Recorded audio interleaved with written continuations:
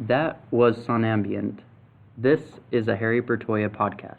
Hello, I'm Celia Bertoia, the daughter of Harry Bertoia. Today we are doing the exit interview of the student interns that the foundation had for the fall semester. We have Grace Bell and Greg Petralia. These are often much more interesting than you might expect. Here we go. What drew you to Harry Bertoia as an artist and then also the Harry Bertoia Foundation? Grace, you want to answer that? The first discovery of the Bertoia Foundation was through a travel class that I was taking through Utah Tech University, and we visited the foundation, and we've visited all the other galleries in southern Utah, and this by far was the one that stood out most to me. The works of Bertoia are far different from all the artists that I've seen down here, and in general, his creativity levels and his craftsmanship are remarkable. And I was telling Celia, one of the biggest things that I loved about the Bertoia was all of the different things that he made, monograms, furniture, tonal sculptures that all seem cohesive and they fit together in a same family even though they are completely different, and just the energy that surrounds his work is very prolific for me. What about you, Greg? Well, I was in the same class as Grace, so that was my first exposure to Harry Bertoia and his work, was coming here to the foundation for that class. What struck me the most was, I remember I got here a little bit earlier than everybody else and just had like a moment to take in the space and all of Harry's work just kind of on my own. And I think what struck me and drew me to him was when you had mentioned that he didn't title any of his work or sign any of it. Mm-hmm. I thought that was so interesting, and you could tell just right away that his artistic inspiration came from a really, really special and unique place. So overall, I think I was drawn to his spirit and just kind of his passion for what he was doing overall.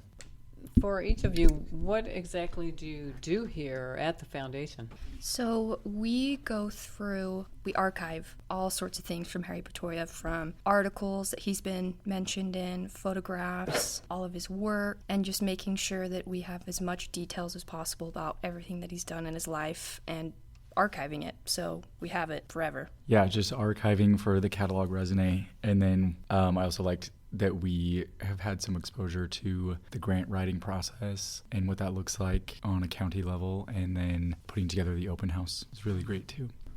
Good. What are one or two of the highlights that you've learned this semester? For me, the setup and the taking down of a show, basically.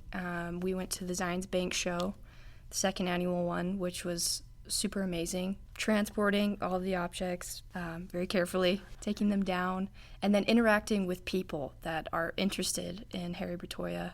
That's a big thing that I've learned, is now being able to give some chunk of information about Bertoia to people that want to know about him. I would comment, too, that I think one of your strengths, Grace, is mingling with people and sharing your knowledge. And you're a very likable gal anyway, but I think you have a real easy way with people, and they're drawn to you. Oh, thank you. How about you, Greg? What are the highlights? I think some highlights, just seeing a little glimpse of what it's like to run the foundation, working closely with you and hearing some of the conversations that you have with the board of directors and everything. It's really interesting to me, even though it's the day-to-day can seem a little boring maybe to other people, but also seeing a glimpse of what it means to have a life's work and like an actual body of work, just cataloging everything and seeing all these photos and letters, and then people, coming into the foundation and seeing their response and introducing people to his work has just been, it's really eye-opening,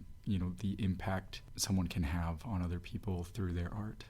Yeah, I would agree with that. And I'm always amazed to see the reaction of children, especially with the sounding sculptures, and we have that little petting zoo over there, and they just seem enthralled with it. So it's my father did the kind of art that appeals to all ages, toddler to grandma. If you were introducing a newbie to Harry Bertoia, they didn't know anything about him, what kind of description would you give them, or What would you say to them to help them understand his work, take in what he's done? Or, how would you translate Harry Bertoia's work to a newcomer? I would probably start out with how Harry was as an artist and a person first, because that I feel like is a big part of it, translates into his work. He's a very ethereal person, as I would describe him, from what I've learned from Celia. Very humble and had a true passion for what he did. I would start out with that, and then I would started with mid-century modern furniture, began working Knoll, and then moved to Pennsylvania, and then experimenting with metal and wire, and slowly moving into tonals and sculptures. Just very experimental. Everything that he touched almost seemed to work out perfectly. It looks beautiful. How about you, Greg? Probably the exact same way. I don't know that there's a better way to do it. What people seem to connect with quickly, if they don't know him, is the furniture first. A lot of people, they are familiar with mid-century modern, and then when you tell them about how he's kind of one of the pioneers and founding fathers of that whole movement, then that gives them a really good foundation to start off with, and then you see how that influenced a lot of his other work, the furniture. From what you've garnered about Harry Bertoia and how he works, what he produces, what have you gleaned that you might adopt into your own artistic practice? I really appreciate how Harry derives everything from nature. I think I could do that more in my own artwork, even if it's just simply relaxing or practicing. I would like to slow down a bit more in my thinking process and just take everything in, because I feel like that's what Harry did. He was good at just being. I think I could hopefully adopt that practice. Yeah. Definitely.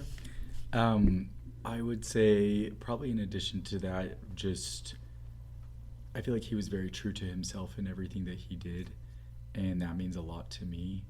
I've taken some classes that are geared towards the commercialization of art and the business of art, and what are you going to do to make it sell, and what do consumers want. I don't know that I ever, through any of the letters or anything that we've handled, seen that Harry was just like all business like that, and that he was just doing it for money. It never came across to me that way, and so that means probably more to me.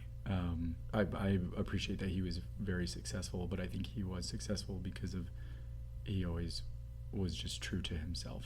Well, that I think is a really good point and very true. And yeah, there were many instances where people wanted him to do a certain kind of thing, or with the Marshall University, are you going to do a buffalo because that's our mascot? Well, no, he wasn't going to do any of those expected things. He was going to do the right thing for the project, but it was going to be his own creation and not anybody else's idea. Yeah, and just to add on to that, recently, just going through some newspaper clippings for the archive, there were some critics of a sculpture that Harry did, and his response I loved. It was just very, kind of laughed it off. He was just like, okay. So again, being true to himself, and also not letting other people get to him, which I really appreciate also. I think a great example of that is he happened to be working with two different galleries, one in New York and one in Chicago. It was Stempfli and Fairweather Hardin. And when they found out about each other, they were all Twitter-pated and, wait, I'm the exclusive dealer for Harry Bertoia. And at first he just ignored them because he thought it was so trivial and silly, but they kept writing these letters and demanding an answer. And finally he said, look, I'm not exclusive with anyone. You guys work it out amongst yourselves. I don't care what you do. At other times, he even went so far as to say that he really didn't need galleries. And honestly, he didn't. I mean, he got plenty of work from all the architects who, he was in demand. So I just chuckled when I read those letters. And often he would sell pieces out of his shop at a much lower cost than the galleries did. And I'm sure they were furious about that too. But that's just who he was. And if someone appreciated his art, he would sell it to them at what they could afford. Okay, well, I think we've covered a lot of ground. Well, let me ask you this. Is there anything you might have wished that you had gotten in this internship that you didn't, but maybe got other things instead? I personally, I don't think so. I feel like we got a good, well-rounded experience. I did. I was just grateful to even have an internship at the foundation. I've loved every single second of it. Celia is amazing, and she's taught me well. And with this internship, we would spend a week archiving, doing a show, whatnot, and then in return, graciously, Celia would share information with us about Harry, like a lesson, which I was also very grateful for. So I felt like I got a lot of information and great memories from this internship, so I am satisfied. Good. Well, thank you. How about you, Greg? Yeah, I would definitely agree. There was nothing unexpected or that I was hoping would be different. I feel like I had a pretty good idea of what to expect going into it. I feel like I got way more out of it than even that expectation. I would agree, like the personal lessons about Harry and his work and that immediate familial connection. You can tell the admiration and love that you have for your dad and what he did, and soaking all of that up is really amazing. I tell everybody about it. Hopefully they'll apply.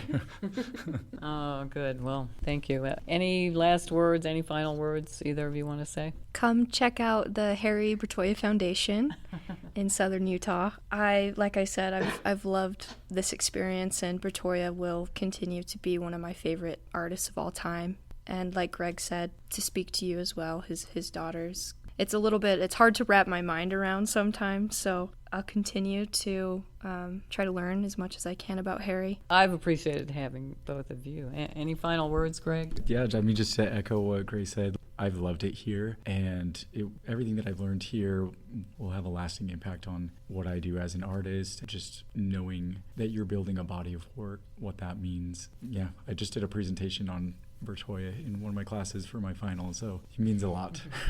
From my end, it's really a treat to have young people in the gallery to whom I can pass on my knowledge and also learn from your perspectives and learn from how young people operate and think differently from us oldsters, with all the social media and marketing. Yeah, it's just really valuable to me to get your perspectives. And Greg, you're an old soul, have a lot of wisdom. And thank you both so much. That concludes our interview, and if you need more information, just go to harrybertoia.org.